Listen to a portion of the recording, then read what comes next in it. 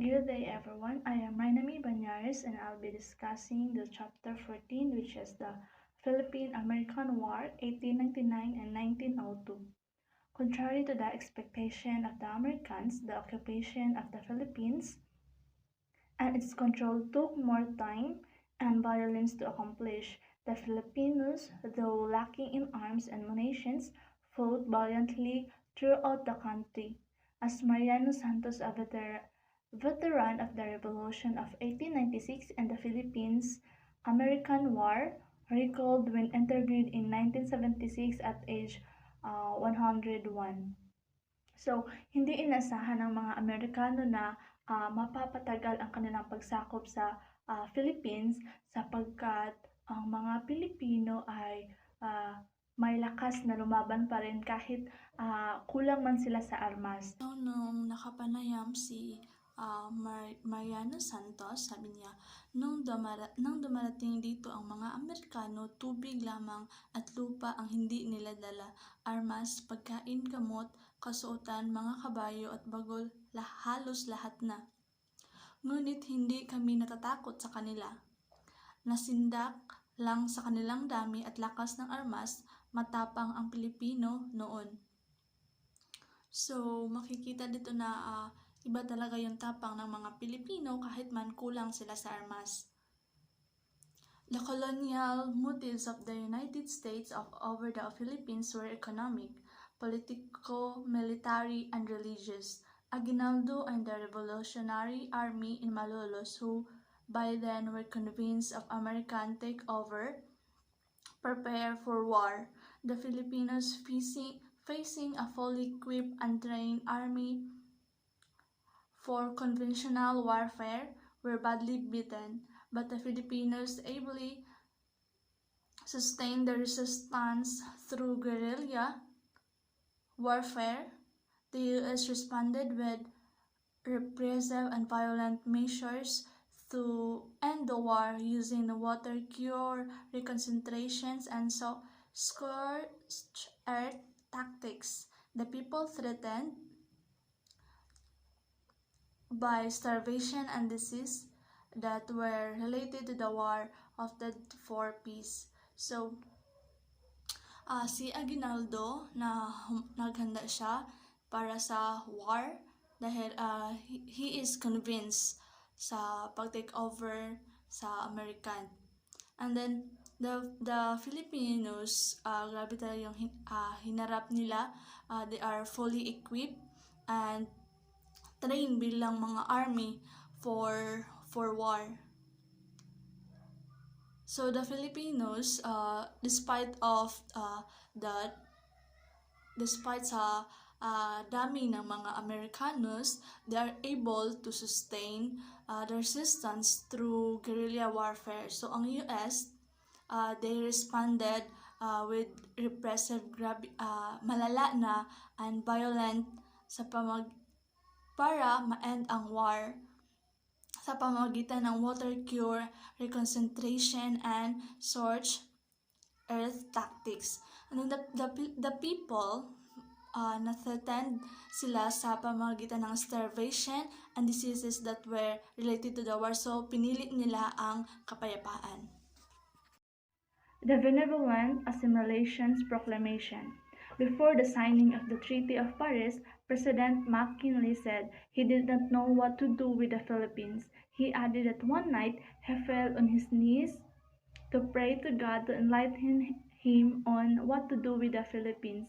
So before President McKinley signed to the Treaty of Paris, like sinabi niya na hindi niya alam kung ano ang gagawin sa Pilipinas, at he added na lumuhod siya sa harap ng Panginoon upang mag-pray and para ma-enlighten kung ano yung gagawin niya sa Pilipinas. But then, he was surrounded. He was surrounded that time with the people na mayroong interest sa Philippines na maging American colony. And then this meant they were representing pressure groups. So, una, the American businessmen whose interests included the Philippines not only as a market of for American products but also as a stepping stone to Asia's market. So ang unang pressure groups na tinawag na pressure groups ay American businessmen dahil meron silang gustong gawin nasa isip nila na magiging stepping stone ito sa kanila na maging Asia's market ang Pilipinas, ang kanilang mga produkto. So, pangalawa, the military and naval pressure group who wanted the Philippines as a base for American ships and as a first line of defense. So, ang pangalawa ay ang mga military at naval. So, ang gusto nila sa Pilipinas ay maging first line of defense ito, maging base sa kanila. And then ang pangatlo, the religious pressure group who wanted the Philippines as a base of Protestant missionaries. All these pressure groups work hard to make the Philippines an American colony. So, ang pangatlo ay the religious pressure group na gusto nila na ang Pilipinas ay maging base sa Protestant missionaries. So, itong tatlong grupo na to ay talagang nag-work sila. They work hard para ang Pilipinas ay maging American colony. So, after the signing of the Treaty of Paris, President McKinley issued the so-called benevolent assimilation. For the first time, McKinley officially announced the American policy regarding the Philippines. So, after na mag-sign ni President McKinley sa Treaty of Paris, he issued the so-called benevolent assimilation proclamation. And then he announced the American policy regarding sa Pilipinas. Filipino reaction to the proclamation. Unfortunately for General Otis, General Marcos P. Miller, who was in Iloilo, published the original text of the proclamation. Copies of this unchanged version fell into the hands of Filipinos. Antonio Luna, editor of La Independencia, attacked the proclamation severely and said that it was a trick to make the Filipino people quit. So, General Otis, General Marcos P. Miller, nandun siya he was in Iloilo at that time, and then he published the original text of proclamation. And then the copy of it, it was unchanged version ay nasa kamay ng mga Filipinos. Antonio Luna, the editor of La Independencia, he attacked the proclamation severely and sinabi niya na trick lamang ito upang ang mga Filipino ay mag-quit. On January 5, 1899, Aguinaldo issued a strongly worded proclamation saying that my government is disposed to open hostilities if the American troops attempt to take forcible possessions of the Visayan Islands. So, noong January 5, 1899, si Aguinaldo ay nag-issue siya ng word proclamation na sinabi niya na my government is disposed to open hostilities. So, if ang mga American troops ay mag-attempt sila to forcible possession of the Visayan Islands. Attempts to relax the tension. Aguinaldo knew very well that a war with the United States would bring hardship and suffering to the people. He tried to relax the tension by suggesting to Otis that their representatives should meet to discuss ways and means of avoiding a conflict. So, si Aguinaldo ay alam niya ang war na ito that sa mga war sa pagitan ng United States na magdadala ito ng kahirapan sa mga tao, they will be suffering of it. And then he tried na ma-relax ang tensyon sa pagitan ng war. So he suggested to Otis na that ang kanilang mga representatives ay magkikita to discuss ways magkaroon sila ng meeting na para maiwasan ang mga conflict. So the shot that started the war. On February 1, 1899, a group of American engineers was arrested by Filipino troops. Otis protested, but Aguinaldo replied that the Americans were not arrested but merely detained because they were found within the Filipino lines. On February 2, General Arthur protested that the presence of some Filipino soldiers within the American lines. The Filipino soldiers withdrew and MacArthur was satisfied. So noong February 1, 1899, mayroong mga grupo ng mga American engineers nahuli ng mga Pilipino. And then Aguinaldo replied that ang mga American ay hindi ina-arrested but merely detained dahil they were found, nakita sila at nakapasok sila sa Filipino lines. Sa February 2, si General MacArthur protested to the presence of some Filipino soldiers within the American lines. The Filipino soldiers withdrew. And dahil doon ay si MacArthur ay naging satisfied nito.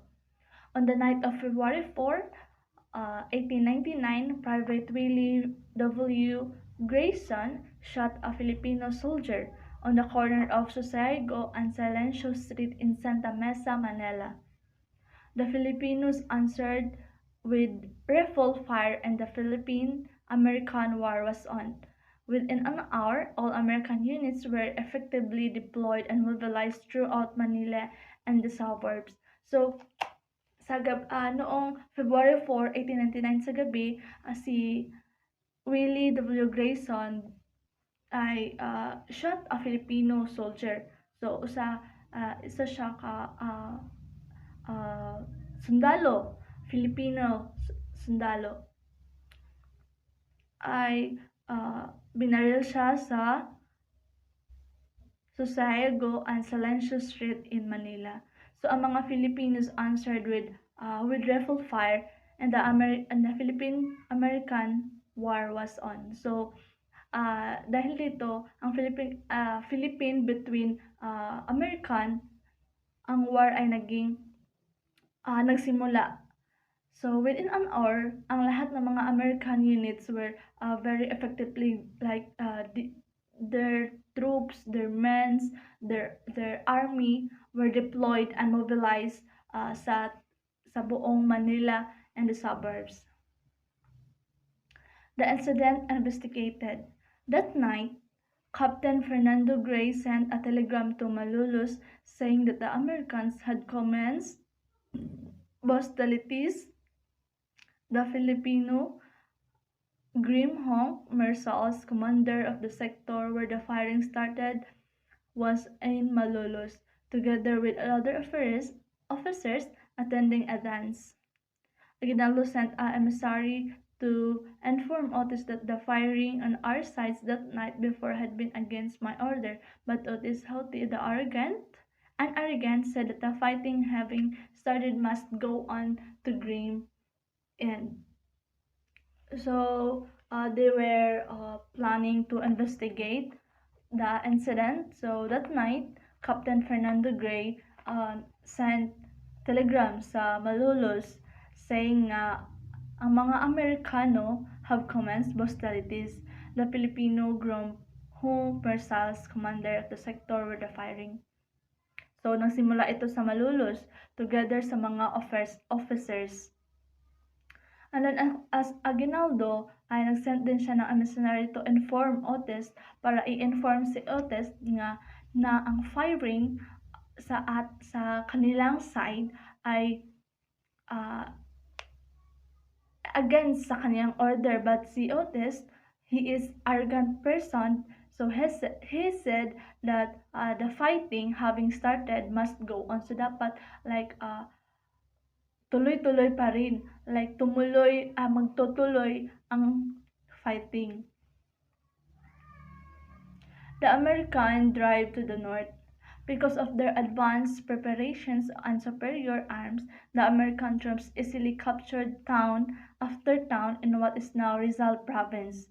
Earlier in the north of Manila, the Americans won victorious in Battle of La Loma near the Chinese cemetery where Major Ju Torres Bugolan died in combat.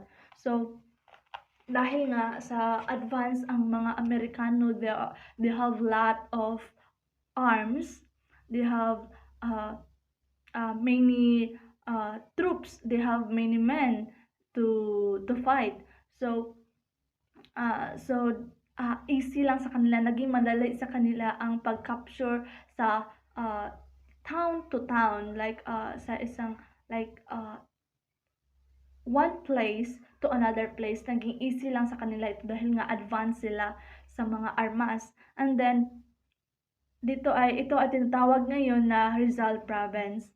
So earlier in the north of Manila, ang mga Americans ay nanalo sila sa Battle of La Loma, malapit lang sa Chinese cemetery where si Major Ju Torres Bugalon na namatay siya sa combat. On March 25, the Filipino troops repulsed General Lloyd Wheaton in the Battle of Pulo and killed an American colonel. In Cuenca, now Plaridel, Major Bell of the American cavalry, was killed in combat with the troops led by the boy General Gregorio del Pilar. In a battle fought on April 23, Colonel Statzenberg was killed. On December 18, General Lessery Jimeno Group defeated the Americans under General Lawton in the Battle of San Mateo. General Lawton was killed in this battle. So sa March 25, ang mga Filipino troops repulsed sila sa General Lloyd Wheaton sa battle nila of Polo, and then nakapatay sila ng American colonel. In Cuenca now, na tinatawag ngayon na Plaridel, Major Bell of the American cavalry was killed in combat. So Major Bell of the American, namatay din siya sa combat with the troops led by the boy General Gregorio del Pilar. So siya ang like leader or nangunguna in a battle fought. So ang kanilang pakikipag-away sa April 23, Colonel Statzenberg was killed. So namatay din dito si Statzenberg. Sa December 18, si General Lysery Jimenez Group na-defeat sila, like natalo sila sa American under sa General Lawton in the Battle of San Mateo. So si General Lawton was killed, namatay rin siya dito na pakikipag-away, dito na battle. So the Battle of Bagbag. The capture of Malolos by Mark Arthur General Luna to retreat farther north of Luzon. He established his headquarters in Kalumpit, the town immediately north of Malolos. So, the capture of nahuli ang Malolos by Mark Arthur General Luna, led by General Luna. During Luna's absence, General Gregorio del Pilar commanded the sector of Bagbag, Barrio of Kalumpit. The Americans swarmed all over the place and defeated Del Pilar. When Luna returned to Kalumpit at twilight, the Americans had already captured a large portion of the Tosan. Luna retreated farther north to Pampanga and made preparation to tell the advancing enemy. So, dito na time, wala si Luna. So, si General Gregorio del Pilar, nag-command siya sa sektor sa Bagbag at Barrio of Kalumpit. So, the Americans ay nanalo sila rito. Natalo nila si Del Pilar. So, pagbalik ni Luna, like, malaki na ang portion na nakuha ng mga Americans. So, he retreated further north to Pampanga, and then gumawa siya ng preparation to tell the advancing enemy. The fall of Mabini Cabinet. Mabini was the most powerful man in the country after Aguinaldo. So he was the most powerful man sa country. He was president of the cabinet and he was prime minister. He was also secretary of foreign affairs. So marami siyang naging nakuha na naabot sa buhay. Naging president siya sa cabinet, naging prime minister siya, naging secretary din siya. So Aguinaldo depended on him because he was honest, hardworking, and incorruptible. So si Aguinaldo ay nagdepende sa kanya sapagkat siya ay very honest na tao and very hardworking and incorruptible. He never used his high position to enrich himself in office. So yeah, like we all know that some people, they when they are seated on a throne or something, nasa position, mataas silang position, like they were taking advantage of it, like naging sobra ang kanilang paggamit ito, like inabuso nila ang kanilang posisyon na meron sila. But then si Mabini was different.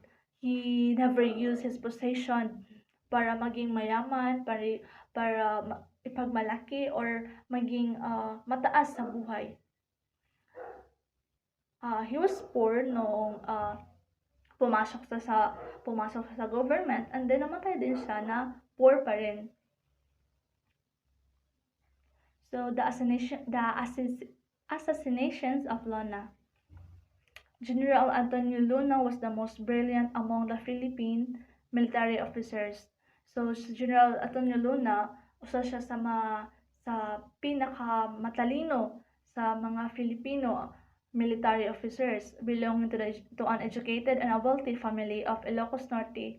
Luna, however, was born in Manila in the district now known as San Nicolas. So he belonged also to sa mayayaman na pamilya, like his family was rich, and then they were rich in Ilocos Norte. So Olona, however, pinanganak siya sa Manila and in district now known as San Nicolas. So it is known now ngayon na San Nicolas. He studied pharmacy in Manila and in Spain. So nag-aral din siya ng pharmacy sa Manila at saka sa Spain, where he identified himself with the propagandist. He was also a good writer in Spanish. He had one defect, which the members of the Luna family had in common. He was short-tempered. He was exiled to Spain by the colonial government. On his way back to the Philippines in 1998 and 1898, he passed by Hong Kong. He asked Felipe Agoncillo, a family friend, to give him a letter of recommendation to General Aguinaldo. Agoncillo gave him a necessary recommendation and revolver. So noong pabalik na si Antonio Luna sa Pilipinas ay pumunta muna siya sa Hong Kong, which is he asked si Felipe Agoncillo, a family friend of him, na bigyan siya ng recommendation para kay General Aguinaldo. So Agoncillo gave him a necessary recommendation and a revolver. Luna drew his revolver, but he fell outside and the convent on dying, saying, "Coward's assassin." He died with more than 40 wounds in his body. The conquest of the Visayas.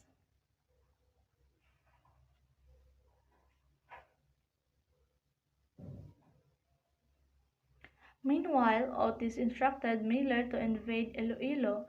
The Millers demanded that the Filipino troops surrendered. The Visayan patriots, under the leadership of General Martin Delgado, decided to fight instead. So Otis, nagbigay siya ng instruction nga pasukin ang Iloilo. So Miller's demand sa mga Filipino troops to surrender. So sinabi niya sa mga Filipino troops na like they were just going to give up. Like the Visayan patriots under the leadership of General Martin Delgado, kaiba yung kanyang ginawa rito. Dahil imbes na they were going to surrender, but they fight instead. Meanwhile, in Negros, many wealthy Negrenses sympathized with the Americans. When the enemy came, they raised the American flag. A committee composed of prominent Negrenes was sent to Manila to ask General Otis to allow them to arm a battalion to maintain peace and order. So, meanwhile, the Negros, like they were sympathized sa mga Americans. So, noong pumasok na ang mga Amerikano, they raised an American flag, the Kirom-based city. Upon learning the Spaniards failed to completely subjugate the Muslims, the Americans dealt with them in a diplomatic way in order to neutralize their offensive. General John C. Bates tried to win the friendship of the Muslims by negotiating with them and treating them as equals. The Sultan of Hulu, Dato Kiram, insisted that the Americans must not be allowed to occupy any other part of Sulu except the town proper of Hulu. So, alam naman natin na mga Muslim ay iba rin yung kanilang tapang. They have their own beliefs, they have their own culture. So, uh, sila yung kanang hindi talaga nila inaalaw, hindi nila hinahayaan na masakop sila ng iba. Like kung they were just siding by them, by their kadugo or mga kapwa Muslims. So, the Sultan insisted na ang American dapat hindi talaga ma-occupy nila ang other parts sa Sulu, so except sa town proper of Hulu. So that will be all my reports, and then the remaining topics will be discussed by my group mates. Thank you for listening. Good day everyone, I am Leah Torres. I can discuss of this the Aguinaldo Retreat to Palanan. The Aguinaldo Retreat refers to the series and moves made by Emilio Aguinaldo, the first president of the Philippines to avoid capture by American force during the Philippine-American War. After the series of military setback, Aguinaldo decided to retreat to the mid-remote village of Palanan and the force of Isabela, where he continued to lead by resistance against the American occupied. The Battle of Pasong Tire. The battle is remembered as testament to the courage and resilience of the Filipino fighters and remains a significant event in Philippine history. The stage of guerrilla warfare. The stage of guerrilla warfare can vary depending on a specific context and goal of guerrilla group, however typically involves several key stages. The capture Aguinaldo. When Sigevia arrived, Panchon and his men ordered Aguinaldo to surrender, but his house was surrounded. Aguinaldo was brought to Manila and took the pledge of allegiance to the U.S. government. The end of guerrilla warfare. After Aguinaldo captured many Filipino, failed commanders surrendered while wealthy Filipinos collaborated with the American. Result of the Philippine-American War. The Philippine-American War's outcome have been a topic in vast and debate. Filipino casualties and losses. The devastating impact of the war on the productive industries and the lack of the resources led to the production of jingle in the end of civilization. The disposition of the Brilliant Land. The struggle for Filipino independence was significant event in Philippine history, with military set to fight against the Spanish colonizer. My name is Rosemary Bantal. I'm going to discuss the Philippinization of the church. Aglipayan Church, Iglesia Filipino Independente. So it's the great extent story of the struggle of the Filipino clergy to Philippinize the Catholic Church in the Philippines. So Father Gregorio Aglipay, a Filipino secular priest who sympathized with the speech with the revolutionary leaders. Bernardino Nuzaleda, urged Agrippa to investigate the conditions of the parishes there. The second is Agrippa becomes military vicar general. Revolutionary government in 1898 recognized the validity of civil marriage. October 20, 1898, Aguinaldo appointed Aglipay military vicar general. Aglipay was the religious leader of the revolutionary government. The third is Nuzaleda excommunicate Aglipay. Aglipay's position in the Catholic Church in the revolutionary government was anomalous. Aglipay chose to be Filipino first. Aglipay suggested the creation of the council Cabildo to ask the Pope to appointed Filipinos to all church position. On October 22, 1898, he urged the Filipino priests to recognize themselves to occupy a vacant parishes. The fourth is Mabini and the National Church. Being a patriot and nationalist, Mabini, who no longer held a government position, was vacationing in Rosales, Pangasinan, where he issued the manifesto on October 22, 1899, urging the Filipino priests to establish a national church. The National Church, October 23, 1899, Aglipay called a meeting of Filipino priests at the Paniqui Tarlac. Aglipay said that the Catholic Church in the Philippines should be Philippinized. 5. Opposition of Philippinization.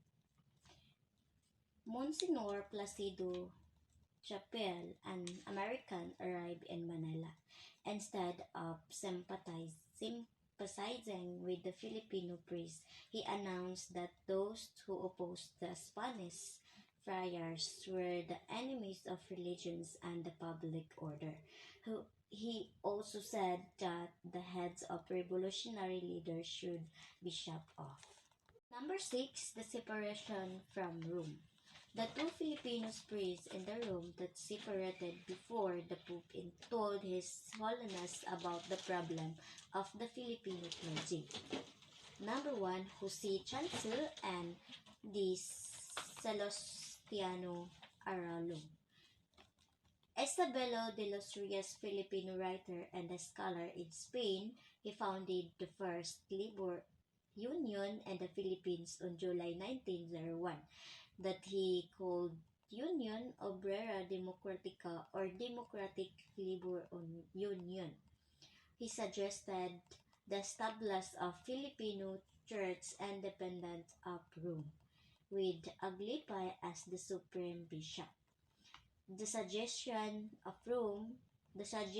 was loudly proclaimed by those present, and the new church was called Iglesia Filipina Independente or Philippines Independent Church. The founding of the church is the separation from Rome. Number 7, converts to the new church. Isabelo de los Rios made a list of what he considered to be sympathizers of the new church. He included Fernando Maglirero, Martin Ocampo, Trinidad H. Pardo, T. Tabera, Manuel Artigas, and Adriano Carsas, George Berlin, Manuel Rojas, Toribio Dominguez, and others. De los Rios was disappointed, for he thought that those men he list as sympathizers of the new church would join it. The end of 1902, 14 Filipino priests affiliated with the new church. Number 8, attempts to win back Aglipay. Aglipay was irritated upon learning that it was proclaimed supreme bishop of the new church. He was at the time conferring with the Spanish Jesuit and the Jesuit house at the Santa Ana, Manila. He was invited to the conference at the Jesuit house through Leon Ma. Guerrero and Joaquin Luna, Father Francisco Furadada S.G., a Spanish author of the book in the Philippines, he persuaded Aglipay to return to the Catholic Church. On the 5th day of the conference between Aglipay and Furadada, the letter asked Aglipay to sign a document which was a confession of the Catholic Church.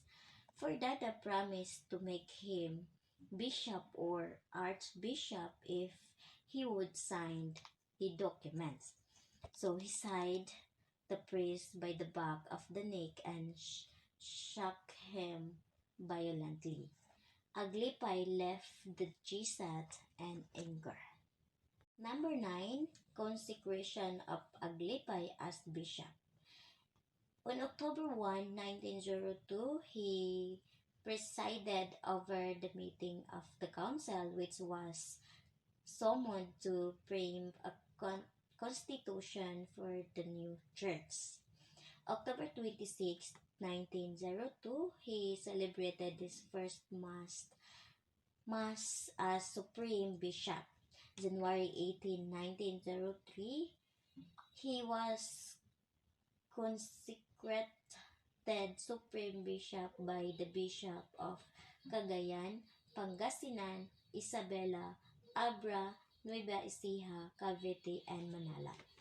On 1910, he was now the supreme bishop of the new church that he invited by the Jesuit to the house of F.T.U. Roger, or publisher of the Philippines Free Press. Father Joaquin Villalonga, a kind of the energetic missionary. Reverend V.R. Santiago Funashier refused to return the Roman Catholic fold. The Iglesia Filipina Independiente, popularly known as the Aglipayan Church. The founding of the Philippines Independent Church, Aglipay and his companions actualized centuries-old goal of the vibrant and dynamic Philippinism. That's all my report. Thank you.